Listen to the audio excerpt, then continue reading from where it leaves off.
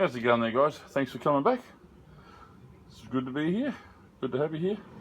Okay, here's that post we were doing. It's the last one we were just doing. I've got it finished. It actually went in quite easily. It's because of that level pad we did with the concrete. And yeah, it fitted nicely. And I had enough room to push it down and slide it in. It was fantastic. So we got that in, welded.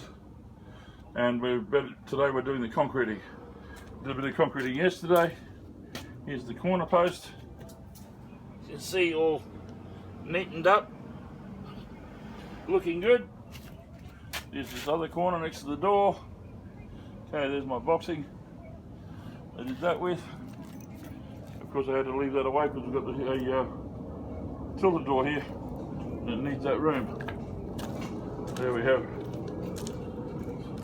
The other one we did yesterday. So that's nice, and I've got this one ready to go. I just got to clean it out, make sure that's set. This one here's the same. I've got to clean it out, and I've got to make the jam pieces that go on either side of these posts. I'm leaving 100mm. Same on that one. And of course there's that corner, that one at the door again. Okay. So that's what we're doing today. We're pretty well finished now. Just doing the tidy up.